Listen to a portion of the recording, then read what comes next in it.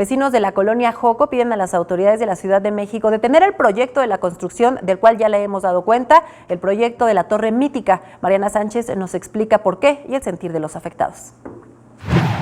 Desde hace más de 6 años aproximadamente, despachos de ingeniería, diseño y arquitectura arrancaron el proyecto Mítica. En 2015, Fibra 1 lo adquirió. Este proyecto contempla más de 100,000 metros cuadrados de terreno en donde se pretendía construir un hospital, una torre de 35 pisos que ya está edificada, una torre de 65 pisos, un centro comercial y 2 torres más.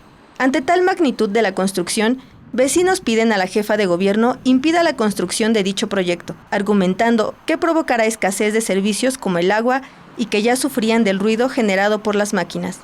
Los vecinos que están colindantes con la obra, pues obviamente desde que inició la obra se han quejado del exceso del ruido, lo hemos manifestado y ya se ha comprobado que rebasan los decibeles que están permitidos para poder trabajar, así como por ejemplo los jornales de trabajo, que la gente se quejaba que eran 8 o 9 de la noche y seguían trabajando, ¿no?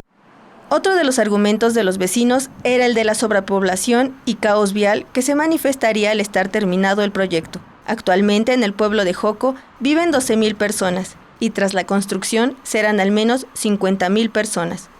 Usted imagínese qué caos se va a causar saliendo en las mañanas, ya no digamos los 13,800, póngale usted 6,500 o 6,000 vehículos. Es la capacidad que tiene el Estadio Azteca cuando hay un partido donde se llena el estadio para desalojar 6,300 cajones que tiene el Estadio Azteca. Se necesitan más de 500 elementos de seguridad pública para darle movilidad a eso.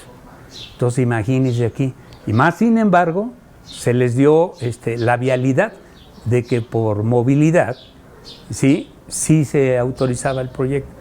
Ante esto, la jefa de gobierno señaló que el proyecto deberá presentar el nuevo estudio de impacto urbano y que se revisará lo que se plantea construir con el objetivo de disminuir la densificación que se tenía proyectada. Con imágenes de Javier Cordero, Mariana Sánchez, 21 Noticias.